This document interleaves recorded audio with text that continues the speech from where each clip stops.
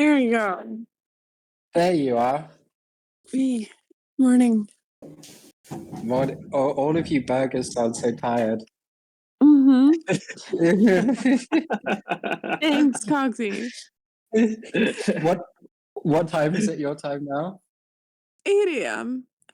8 Oh a.m. no. Okay. Oh no, that's all right. Coxie, what about you? It's 5 here. Okay, all right. Okay, I got up at 3. So I started the recording. Welcome to the 12th episode of the Graze. We are live with my recording laptop in my weed closet as usual, under the lights. And we have Blockmates on today. Grant just finished his episode of Shitcoin Church. And did you guys talk about STAX, Grant? Yes, yeah, we did. Yeah. I saw it in the tag. I just didn't get a chance to listen.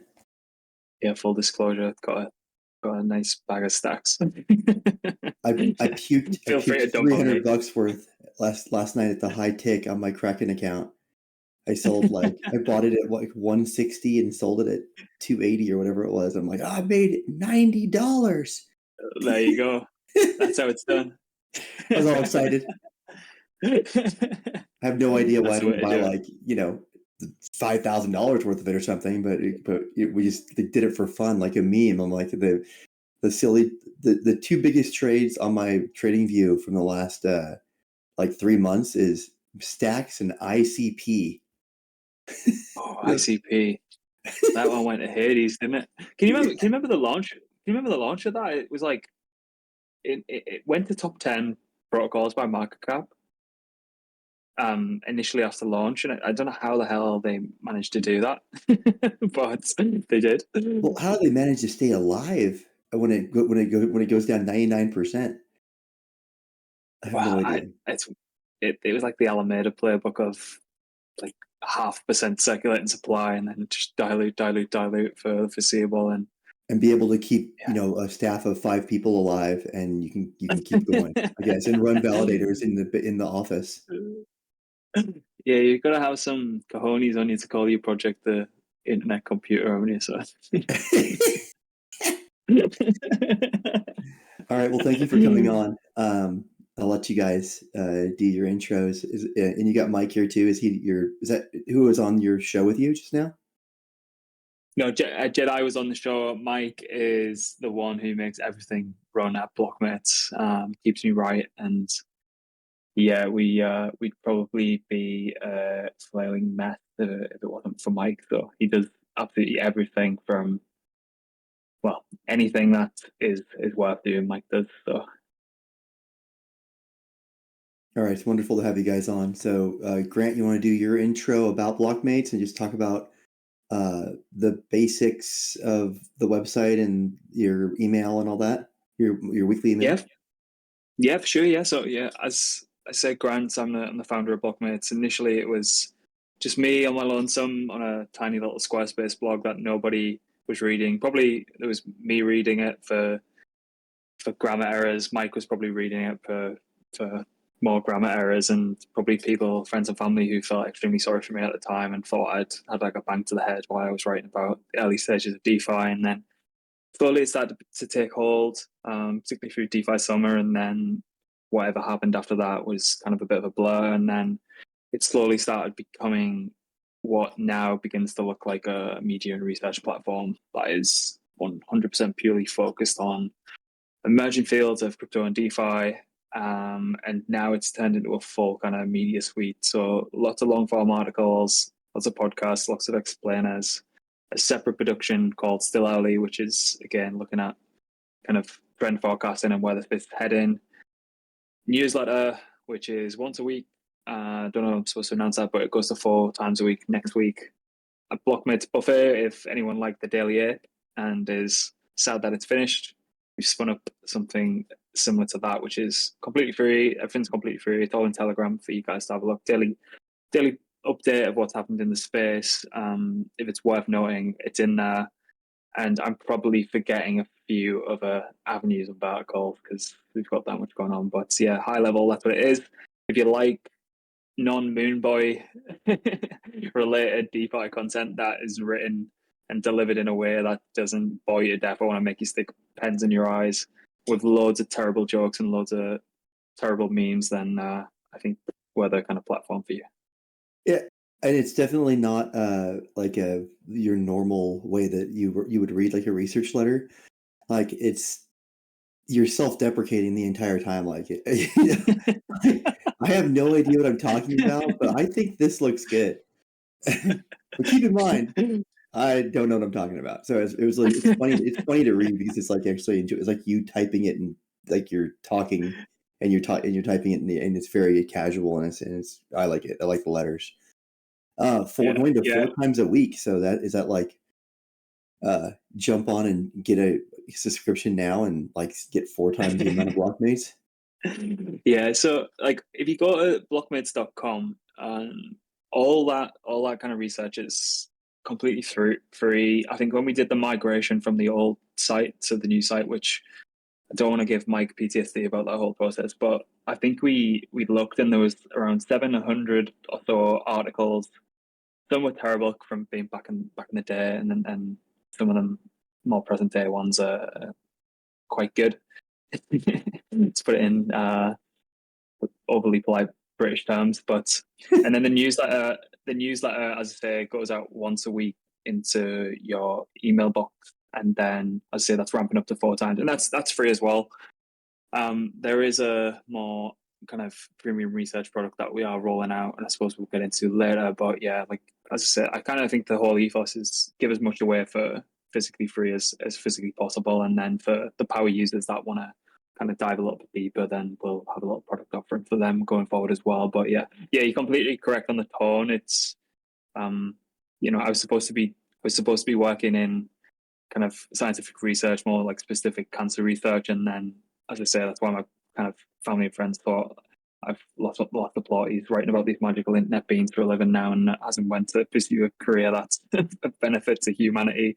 And I think the difference with kind of how you deliver the content and research now through Blockmates is I always wanted to just be really, really conversational and really lighthearted because there's so much jargon in the space, and it's just like, am I just reading paraphrased project documents here, or am I actually reading something that you want to digest? So and that gets drummed into all the writers and analysts across the board now, just to be like, take the shackles off and kind of write in a way that you'd actually want to read the content yourself. And that's yeah. So when you hire writers, you expect them to continue your tone. Yeah, that's one of the hardest things. That's one of the hardest things. Like, there's so many good like analysts and writers and people who create content in the space. That's all well and good if you can regurgitate project documents. And there's definitely a time and a place for that. But I think if you want to engage the reader and actually open up the possibilities for them to actually understand what you're writing, you have to kind of meet them where they're at and kind of make it enjoyable along the way. So that's something that we kind of focus extremely heavily on, and it's really difficult to do that as you start to scale, because as you say, there's a lot of stuff that we get sent back as like first drafts, or might be like a test piece for some people, and it's just it's unbelievable, like the delivery of it, but it's like the kind of tonality and the theme might be slightly off. So it's just like a little bit of a learning curve and just takes an extra step. But like as a whole, yeah, it's very it's not by accident, put it that way. It's designed to sound like it's your brand. Yeah, conversational tone. Yeah. When you said I read the 24 like intro letter, like the start of the year and like your wrap up of 23, and 10 months of shit and 2 months of okay at the end of the year. And you said that you guys were going to roll out this Discord deal, and so right now you said you have a Telegram channel that is free, and then you also have your Discord server, plus the website, plus the email, plus the Twitter Spaces. I mean, this is like a lot of avenues, right? I mean, you can digest Blockmates at whatever platform you like. Oh yeah, absolutely. So I often like to speak to people who are also, I don't know, they've got media companies or they're kind of solo creators, and they're just like, I think you're doing too much. And I was like, yeah, but there's method to the madness, and also can you repurpose the content that you spent an awful lot of time on? And put it into someone's eyes or ears in a way that they wouldn't necessarily usually digest information. So like if we did when we did the initial podcast with the llamas, then we like spun off an article off the back of it, and it's just like you got to meet people where they're at, whether they've got the time to actually listen to what the podcast was about, or whether they're kind of skiving at work and they can sneak an article in. It's just like you have to have multiple different avenues of distribution. And like as much as I do write, I probably write a little bit less than I'd like to at the minute, but I'm inherently lazy. So like all our articles, you can listen to them as well. We've got this strange text-to-speech plugin where this weird British guy like reads you the articles off the back of it, and it's all kind of comes down to the fact is I know this space is very scattergun and attention driven, and people have like the attention span of like a fly at times. So it's just like you got to kind of meet them where they're at and try and make it as easy for them to digest the information as physically possible. And it seems to work. I think. Yeah, it definitely works because you're all over my feeds. And I also wanted to thank you for all the support from the beginning. You guys have been big supporters of the llamas, especially Dan. I've talked to him a lot more than I've talked to you, obviously. Yeah, ultra bull. But you guys, like from the very beginning, Dan was like in our corner, and he was here during the auction and like spamming and helping us get like the word out about specific llamas that were up that were like the super rare ones. And obviously his that he got was pretty dang rare. His Link one. Yeah, he got a great one, eh? His Zelda llama. So he around that time, like I don't know if he's in here, but I don't think he'll mind me saying he had a wallet mishap and someone like siphoned all his funds, and like we were all scattering around to get him to transfer his llama out. So he nearly almost lost that as well during that time. I think he's made the funds back. I think he's did okay in the markets, but that was nearly a really fatal error to almost lost that one. Well, the consistent thing with the drainers, like we've had, like once a month you get somebody that clicks on a link that like an airdrop link and gets drained.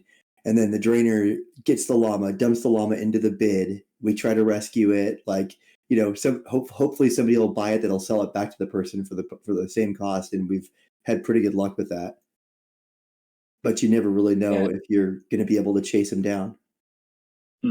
It's difficult, isn't it? I want to also, I don't know why it seems like you guys are like right, like on the cutting edge. Like as I was talking to Panda about yesterday, like in preparation for the call, like I subscribe to all those irritating letters that you talked about, like the ones with the jargon and everything. And I read like 3/4 of them and I just can't take it anymore. And you guys always seem like you're like a week or two ahead of all these like trendy, like the 404 thing. Like I read the 404 thing on your stuff first before I saw it anywhere else. So you definitely have like an edge of like content delivery on like what's going to be the new trendy thing. I don't know how you're able to keep that with a small writing crew. I don't know how you're able to stay ahead of the curve on that, but there's definitely value in the time frame. I think there's a couple of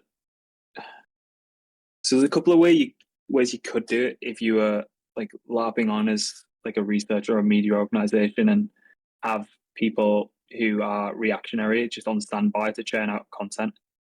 That's all well and good, but you still have to source it.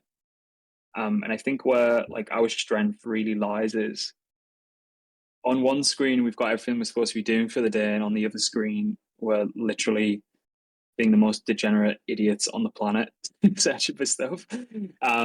So when something like that comes up and we've got a team meeting that day, it's just like, right. So like what happened last week or the week before with the ERC 404 stuff, we were speaking about it on a team call. I think it was me, Dan, and Jedi, and there was like a time for like 2 minutes on the call when none of us said anything, and I was just like, are you buying more of this here? I was like, they were like, yeah. I was like, well, I'm doing the same thing. So why I was are like, you all so quiet?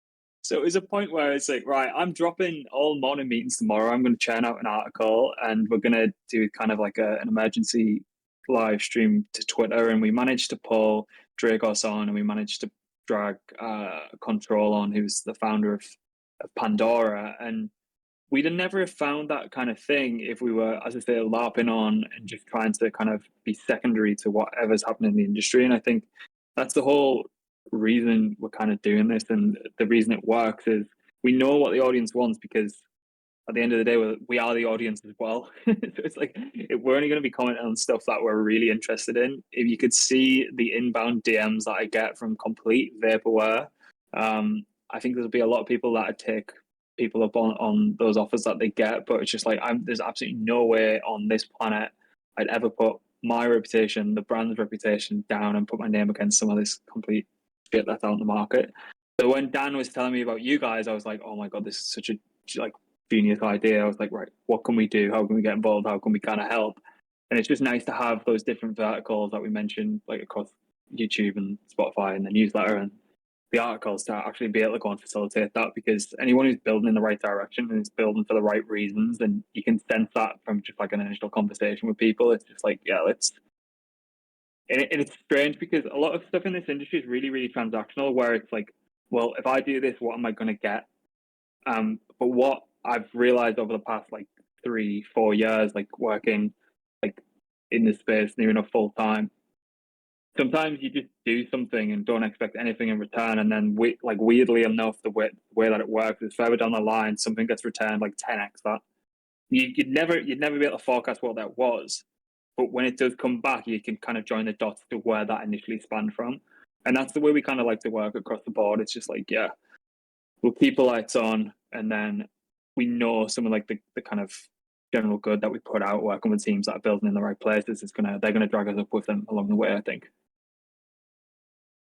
And I guess that was a case with you guys. Like, we Yeah, did the work. exactly. We worked with you guys, and then you sort of saved our bacon, as it were, in terms of with the this whole LARP launch. Because otherwise, I think we would have been pretty much stuck in the mud. That's beyond my capability, shall we say? So without you guys, we wouldn't be sat here today, really, in terms of the LARP. Well, that's a great pivot. I guess we should probably start talking about that. Oh, hold on. We also have a Discord raid going on. I got notifications that we have unusual join activity, Panda, because the Blockmates guys must have posted something in their channel, and like 27 people just joined. So yeah, you guys drive traffic to Partners Protocols, because you just got us more Discord people in like one call than we get in a week. So thank you for setting off all my security notifications. Very welcome. So let's talk about the LARP Pass. So I want to, obviously we're super proud of this because it has to do with us. So you guys are the first auction house reskin that we have serviced, and this is Dina's project. You guys decided that you wanted to launch at your own NFT run, and came to us and said, can we use the auction contract and then create your version of it? So do you want to do like the intro about what the LARP Pass is, and just kind of do the elevator pitch on it and tell us why we should be bidding on this thing? So I'll set like the scene a little bit, because you guys had like a lot of direct and indirect reasons why this actually became a thing, which I don't think you might be aware of. So it's actually quite an interesting story. So initially, when we did the podcast, Dan's been outreaching. He's been trying to like see how we can get his grubby little mitts on on some llamas. So you guys very generously give us a couple of spots for the Blockmates community. So we were like, right, who do we decide that gets them? So Dan goes away. I think he creates like a Google form, collects a couple of addresses. I think they raffle them off, and then a couple of people out of the community get them. So I'm like, right, that was very labor intensive. So like that kind of sticks in the back of your mind. It's like, how can you do a better way of doing that? Didn't immediately have an answer to do that. So then fast forwards, I don't know, I say six months or so. I don't know, I can't remember what it was, but fast forward 6 months ago, we always wanted to kind of bring this idea of a more, as I say, premium professional degen research product, still giving away 90-95% of everything we do for free.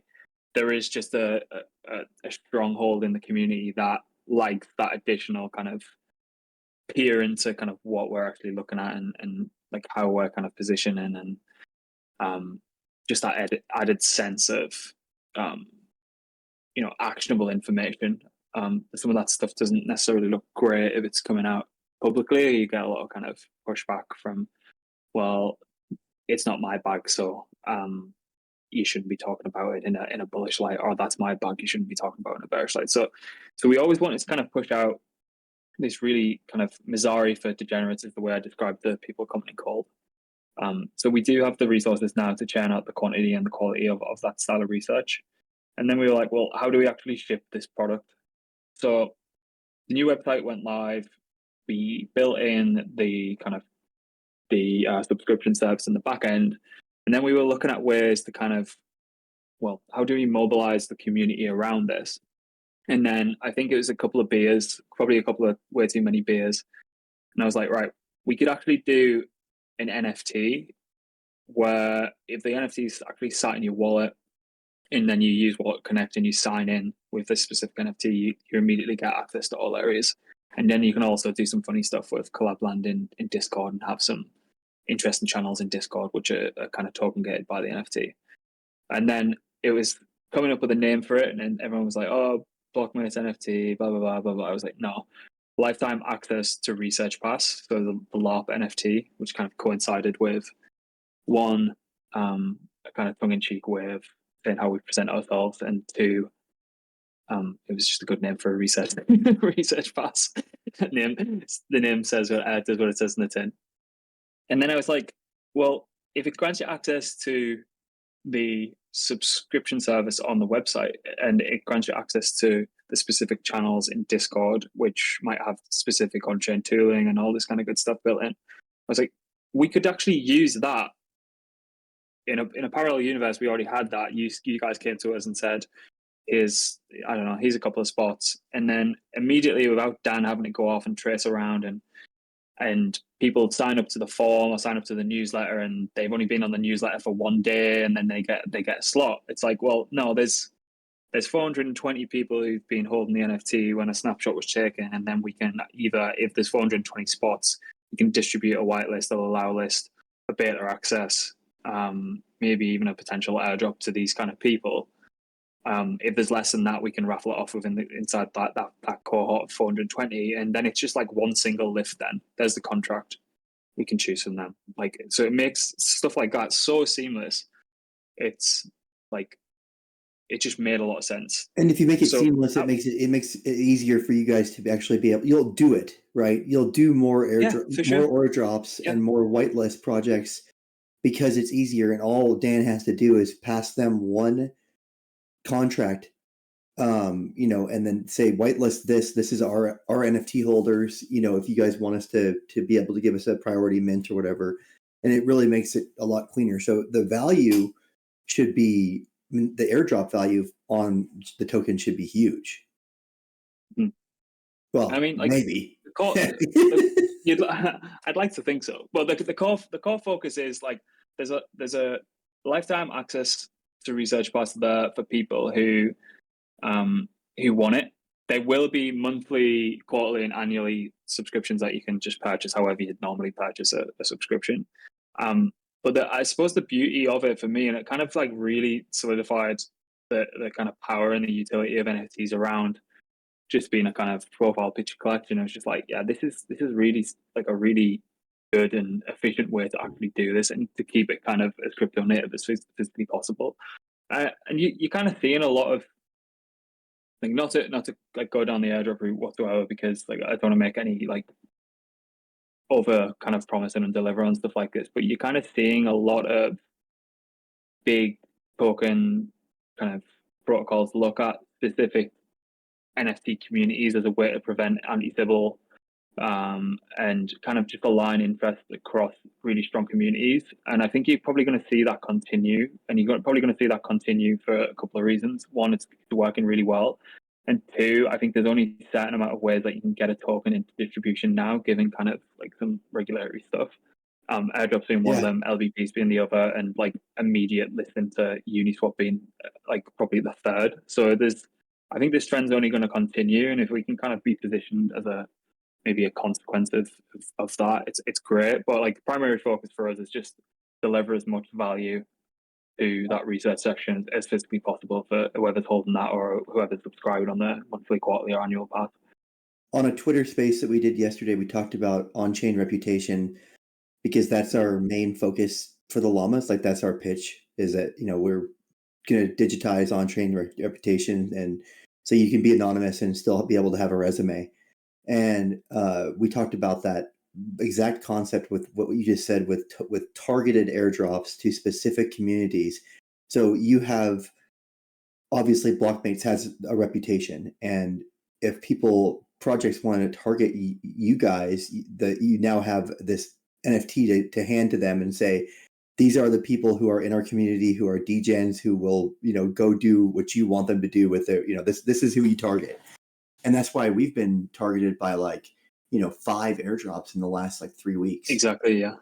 And so I'd immediately, if I was launching, I'd be like, right, where's the llama guys? And it's one thing, right? If you notice, if anyone's got a beacon NFT from Degen Score, right, that's really good, because what it does is it weeds out people who are legitimately on chain and putting really active, and they're showing their they're showing their worth in DeFi on that leaderboard, and then you can or how much they've lost. Yeah. How many times you've been rugged. But as you say, with this kind of on-chain reputation thing, I don't think we've even scratched the surface of what is even possible with that. Whereas and I think the kind of collection being only 420 with us as well, it makes it very, very a little bit more accessible if people don't want to give too much away, or if they want a really solid kind of cohort of beta testers. We get asked that all the time from projects we're speaking to. It's can you whitelist some of the community? Again, that's just an immediate way that we can do that. And we can, because it is a relatively small collection, it's you can mobilize those people very, very easily, and they've got an incentive to actually go and do something like that, because it's the pitch is really simple. If you just go and take your time out of the day, it might take you 5-10 minutes to go and have a little play around with this new protocol that's launching that give you early access.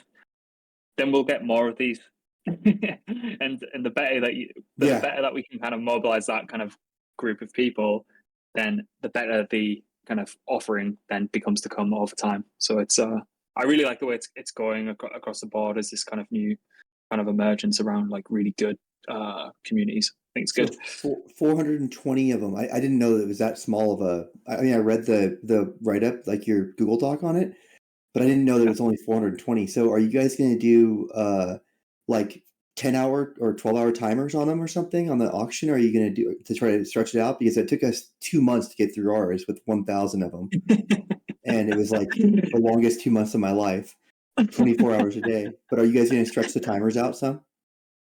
Mike, what's the timer on it? You're more clued up than me. Well, I think it's currently an hour.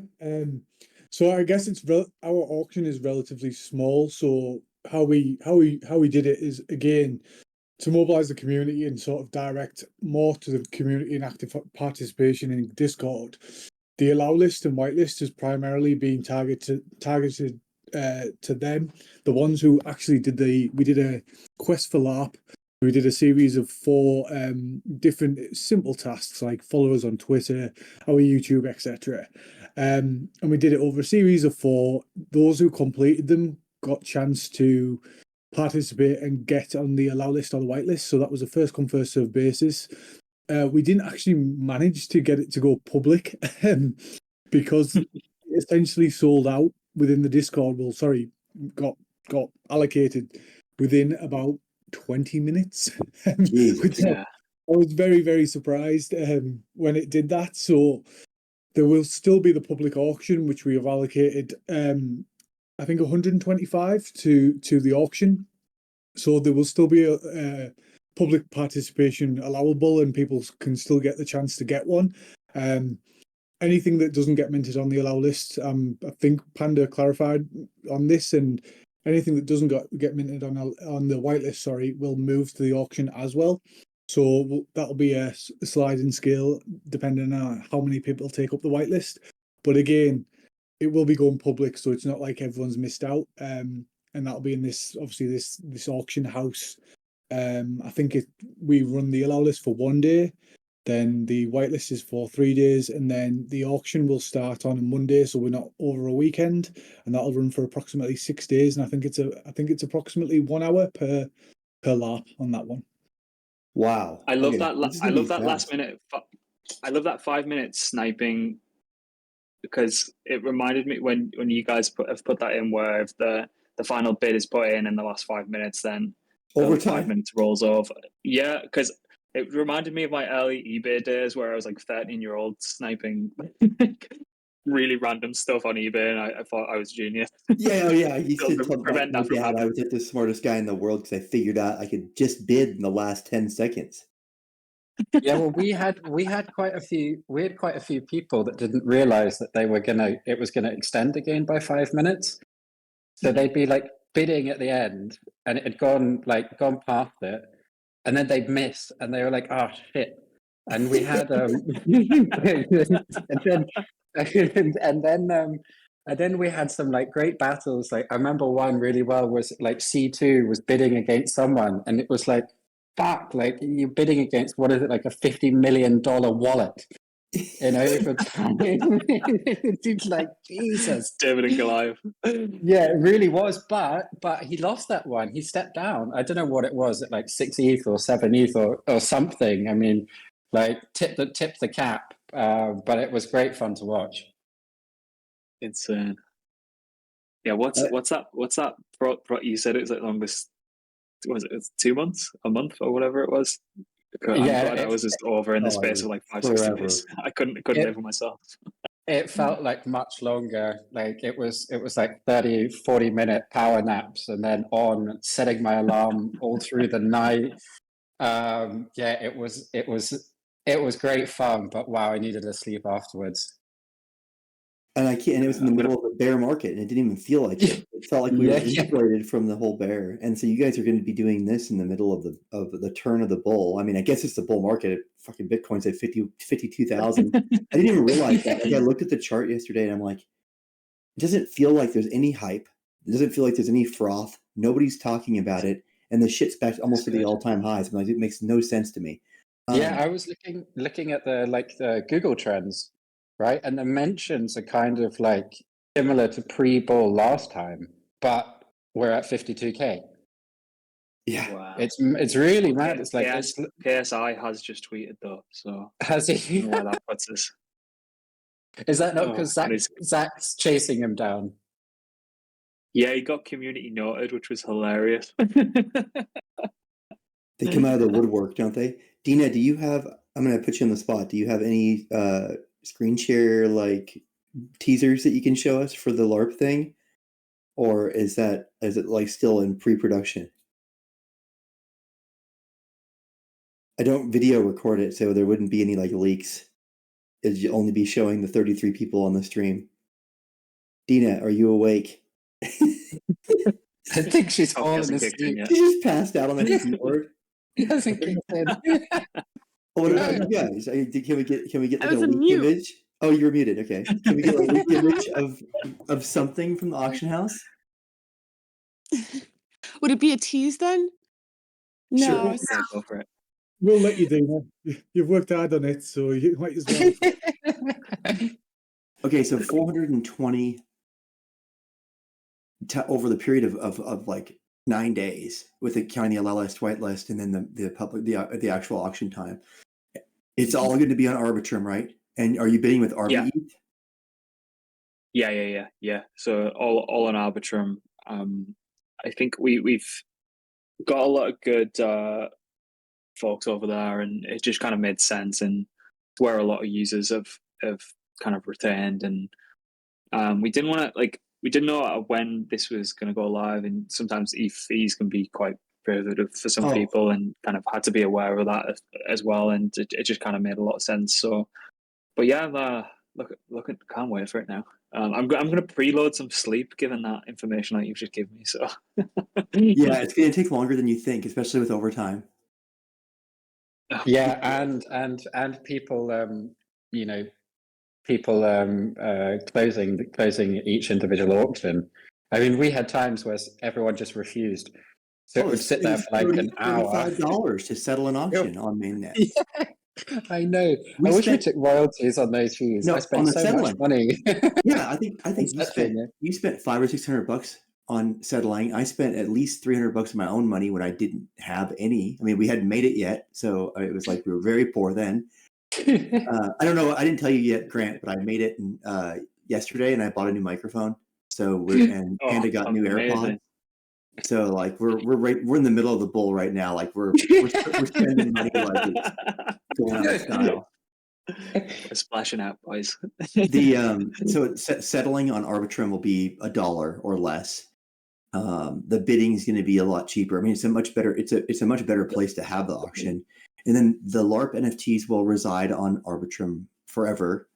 And then when you do your verification or your guild XYZ or whatever you're going to do to link to Discord, you're just going to link it to your Arbi wallet. So I mean, it sounds awesome. Like it's a much better spot to do it for the pass itself. What about resale? So OpenSea has the Arbitrum drop down. Like you can be able to sell them on OpenSea. Are there any is there a blur of of Arbitrum yet that has like taken off? Remember that shitty exchange that they had over there that we used to trade NFTs on? Oh, we used to buy like Shoguns over there. It was on what the hell was the name of that piece of shit? Didn't Treasure have one? But well, I don't want to talk about that. Sorry, me and Panda have Treasure PTSD. I don't blame. I'm surprised no one launched a. That should be a Llama project. Go and launch like a really competitive NFT marketplace over there, because OpenSea are just, I don't know, they seem to take a lot of L's, and there's still something good kind of.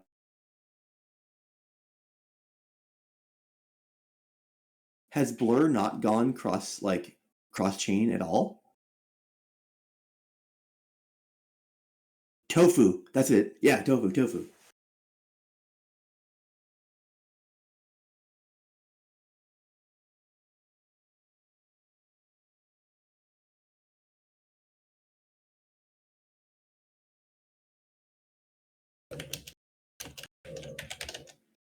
You guys still there?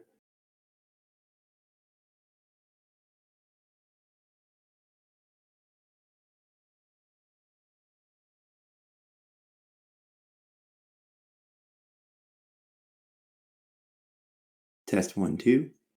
Yeah, can hear you now. Gotcha. Oh, we're back. So it's TOFU. Yeah. That was the TOFU, one that we used to use for Shoguns and non-treasure related NFTs. So for the time being, like for resale, you could use OpenSea, but I mean that's our only option really. But you got to get to the mint first, obviously.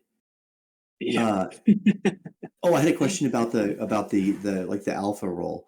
So are you gonna inside of Discord? Are you gonna have like a special LARP NFT channel that you guys will put hand pick a few select trades or front run the letter or like some sort of paywall kind of thing, just a preview? Yeah, so we'll have the general chat. I think there's like 6,000 or something in general chat at the minute. We've just recently opened it. If anyone can join in. We will have like a token gated channel in there. I want like the real active community participation off the back of the stuff that's going behind, like the meal deal and the subscription side. We probably will host maybe like once a week something called round trippers that goes through the research that's being delivered on the subscription side with whoever's actually written it, just to kind of get that community feedback. Also, just have a place where people can kind of freely ask questions, whether that's to me, any of the team. Like, if we're going to jump on the stream and just kind of duke it out like we're doing here, maybe we do some screen share and go through something similar to kind of Shitcoin Church. Maybe I'll do a weekly portfolio update, see how down bad I am from some terrible trades, and kind of keep that behind there. Probably use it as a hook as well. Maybe repurpose it and release it out into the wild so people can see what we're up to. But it's just the beauty of having the NFT is we can just seamlessly integrate that across, because there's so much cool infrastructure now that we can enable it to do that. And then once it's in there, it's like a really easy, you don't have to go back in and like remove people and, you know, the headache that brings. So it's, you know, it opens up the design space of what's kind of possible for like quite a cozy community, doesn't it? So I'm really, really interested to see what actually comes out off the back of it and like how we can actually properly utilize it, because there's probably ways that we haven't really thought of yet that we will lean into.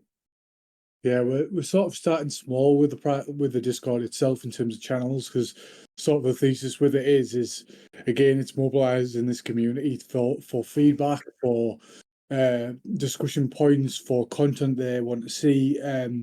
We'll have probably weekly sort of meetups so the writers can interject in any research that they've put out, so people can ask questions and also even just discuss the topics that are at hand.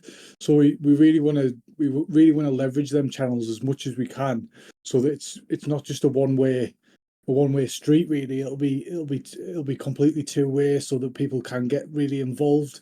And again, it's just like help us help them. So we feel like that's probably the best way to do it. If there's other channels that come to light and more tools or whatever else as we see fit, we'll just innovate and adapt as we go along. Oh, there was another one we found this week as well. For if anyone's ever hosted an event using Luma, they can you have like when you're setting up a in-person event, you can actually make the person who applies to come to the event, you can actually make them submit their wallet, so you can actually talk and get in real life events. So we're gonna maybe I should announce that, maybe I shouldn't. Yeah, fuck it. So that we will be doing one in London the week after Easter, where it's going to be just a general meetup. There's a lot of good teams building in and around the London area, and initially we just want to kind of show, well, there's going to be like additional benefits that actually come to this. And people are telling me that I have to buy everyone's drinks all night who holds a LARP. I don't know how true that is. We'll see how well we do in the markets up into that, but there will be some events in Europe and a couple more out in Asia for Token 2049 and DevCon towards the end of the year as well. So, and DevCon's in Thailand, so that one will get a little bit wild. Is I was listening to the last Shitcoin Church, and is your whole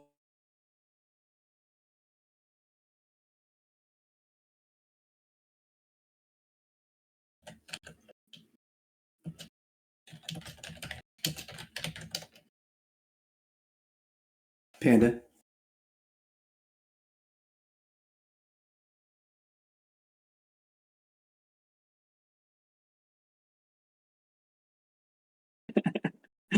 I'm back. Can you hear me? He's Yeah. back and better than ever, yeah. What the hell is wrong with okay. Discord? I don't know. It's Discord. No, don't say anything bad about my AirPods. They cost him way too many pounds. It cost me way too much money. Now, I was going to say about these events, I was listening to the last Shitcoin Church, and you guys have this amazing record in your YouTube, right? Of having 100% male, right? Yeah, yeah, we're 100% sausage fest over on YouTube. So we need some people to come balance that one out. But I looked over there. You can kind of get insight into what like where people are dropping off, and if we're being boring and like tailor content properly and stuff being like really boring podcast hosts. And I was looking into it and I was like, I'll just check the demographics, and I was like 100% male. I was like, what are we doing wrong here? Well, we do have Maybe it's the way we look. We do have a graphic designer, Yeah, and I think she was very surprised when she met Dina the other day on the call. It was like there's actually females in the space. So yeah, we need to sort that out, really. I don't think it's you guys doing anything wrong. I think it's the space in general. I mean, Dina, don't you think just most women are too smart to shitcoin? They're not dumb enough like we are to go and just piss money down the urinal every day and then say that we're investors. No. It's not they're too smart to shitcoin. I think they're very smart that they're all PSYOP.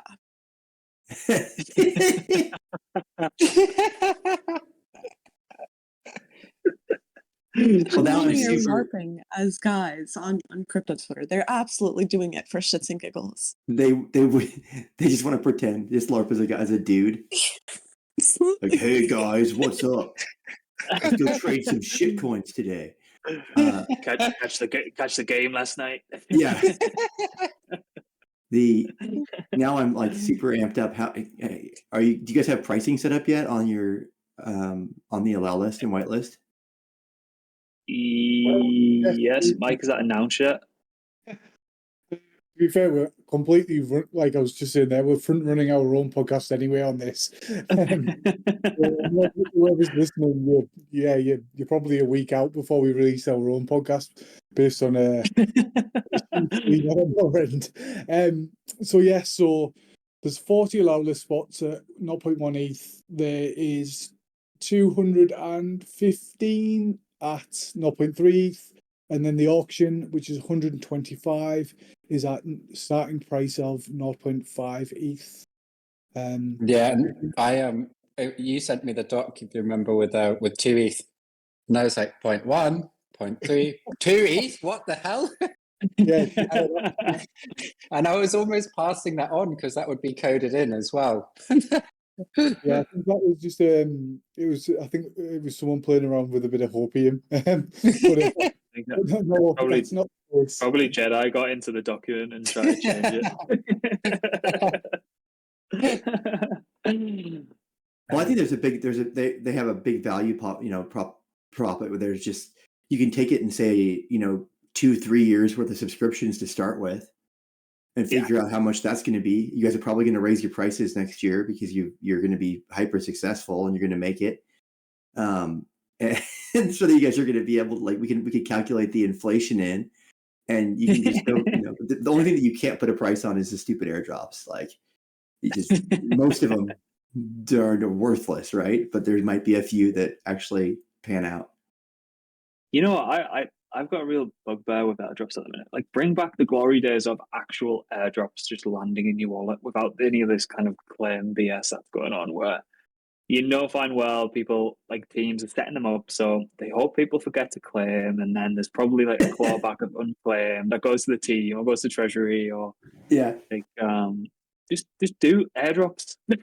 Do the old airdrops like everyone used to. I don't know. Run over. Do it the way ICP did it. That was a good one. How did they do it? I don't even remember. That was like 7 years ago. Blue ball everyone for 2 years saying, oh yeah, it'll be Q1. Q1 is when we get the token. Q2 is when we get the token. Everyone pops in. Q3 is when we get the token. 65,000 members on Telegram asking, when token? So they're like, shit, we have to distract everyone. T-shirts. If you KYC'd, I didn't, but my mom did. If you KYC'd, you did get a T-shirt. So I have 2 T-shirts. So T-shirts were the original point system. The ICP point system was T-shirts. So that was the only thing that we didn't talk about is there any way that you guys could integrate points into the Blockmate system? Because I don't know what to do if you don't have a points option. Yeah, we might lose all relevance and marketing credence if we don't increase the points program. Hear me out. Points. Nobody wants airdrops. They want points of what airdrops might be. That's just don't even get me started on like points as a marketing strategy. It's the laziest. Yeah, I'm not going to go down that route. Every time I'm still logging into FriendTech and spamming you guys on there. You guys haven't been on for 3 weeks or whatever, 3 months, and I'm so angry every time I log into it. I'm just like, why do I continue to do this? Like, what is wrong with me? It's not going to be any money, the only answer. Right? If we can do like anti-points or the opposite of points, not a point system, then I'd probably rather do that in favor of points. I think everyone's fed up. The only interesting thing about points is Wales Markets, which is like a marketplace for people pre-selling their points, which is kind of interesting, I think. Yeah, like the Eigen points are 50 cents, and then there was some, and that's a lot of money. I mean, there was like, I saw there was, but how shady is that, right? You got to sell them the whole wallet, right? Well, yeah, it works more like an option. You both deposit like the buy and the sell amount. So like say like you bought 5 ETH worth of Eigen points for whatever, you both deposit into the contract, and then they don't transfer the points. You effectively keep their deposit. So it's quite interesting. There's no like change of like private keys or anything like that. It's more Wow, that's much more like attractive than what I thought. I thought you were selling wallets. No, it's actually quite a cool system. So like even if they renege on the fact that they want to kind of keep the points, it's like, oh well, thanks to the 5 ETH. Is there? Can you give me a price on the FriendTech points? Because I'd like to bail on this ship. Let me tell you now.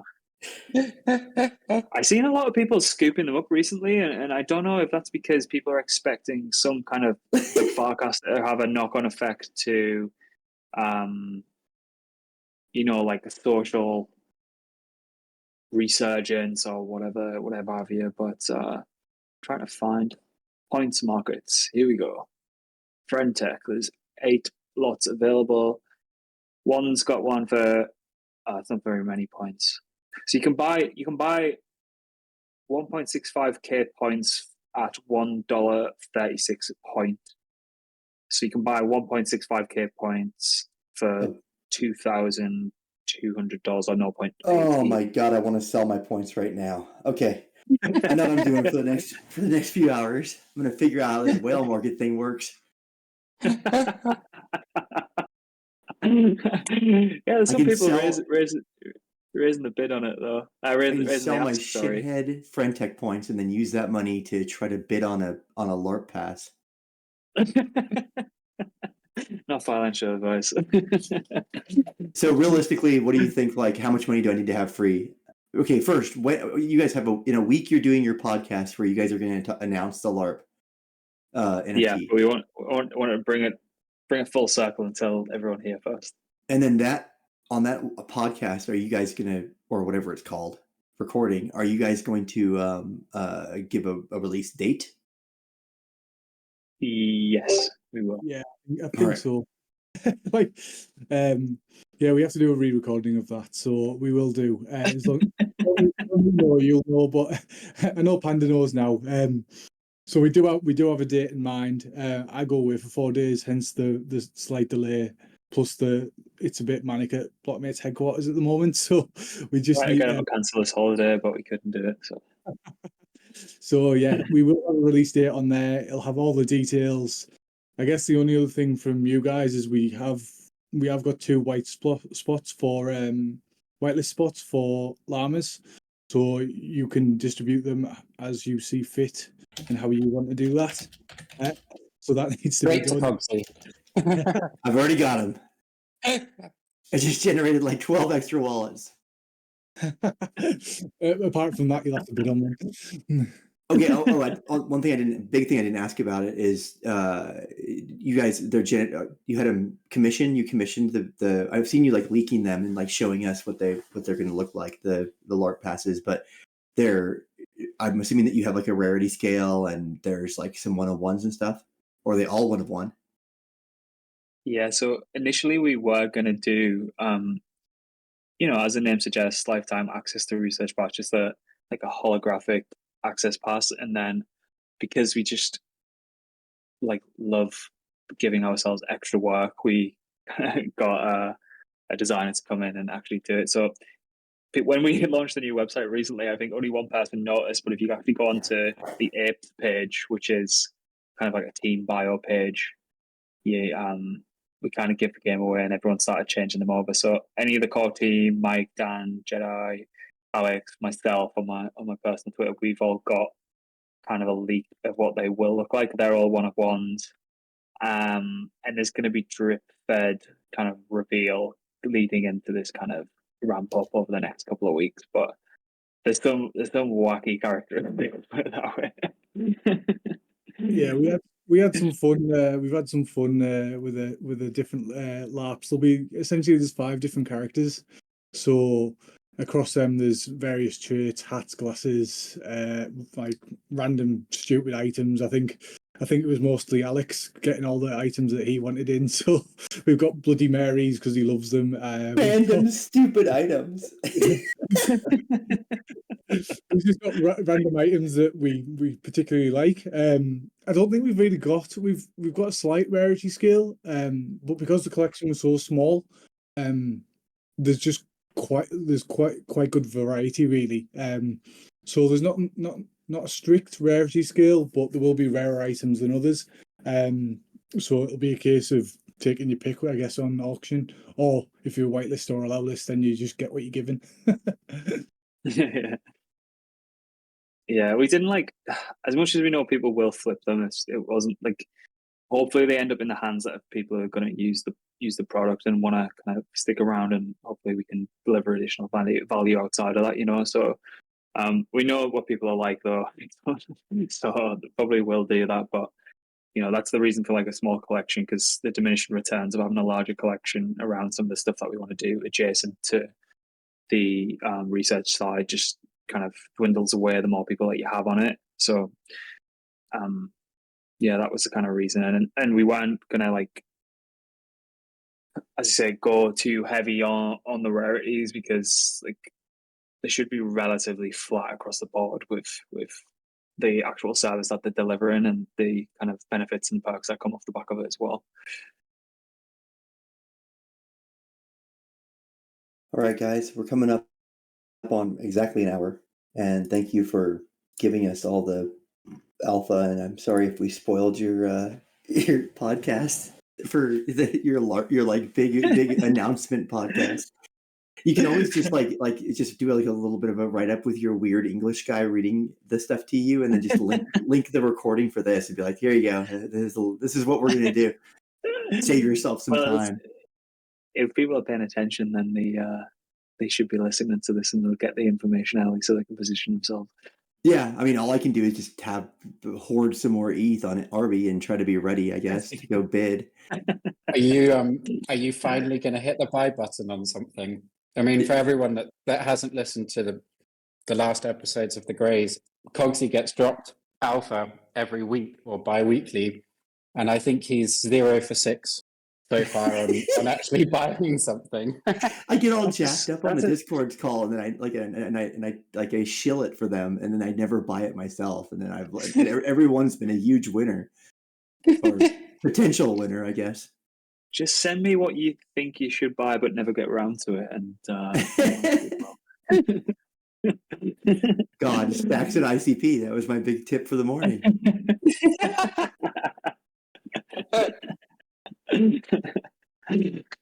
All right, guys, thank you for coming on and giving us all that time. And right after Shitcoin Church, you're probably going to need to take a rest, Grant. Yeah, thanks so much for having us, and thanks for everything up until now. And I'm sure there's going to be a lot of collaboration going forward in the future. And yeah, thanks very much for sitting and listening to me ramble for an hour. We'll be parroting all the auctions in our channels. Like I'll just copy everything over. And as you guys are launching, they're rolling out, and we'll just kind of like try to hype train the auction just like we did with ours. It'd be fun. Everybody's excited about having another auction. Absolutely. If anyone's listening who's going to launch one, they should be using the mechanism that you guys designed as well, because second to none the best minting experience. That there's 2 experiences of like a token generation event or an NFT launch. Yours was the NFT launch that stands out, and the Redacted Cartel token generation event, which I always tell to founders, like those are the 2 to kind of go and study, as we like to say, study in the industry the past couple of weeks. But yeah, they were definitely hands down the best that I've experienced. Oh, how much are LARP badge allow list spots going for on Whale Market? Maybe I should speak to Dexter to get them listed. Oh man, that's actually a good idea. Let me speak to Dexter from Wales Market. All right, guys, I'm going to sign off and start getting ready for my kids to go to school at 6:02 in the morning, and time to pack some lunches. All right. Thanks very much, everyone. Speak to you next time. Thanks for joining, everyone. Thank you. See you guys. Thanks. Bye. Bye.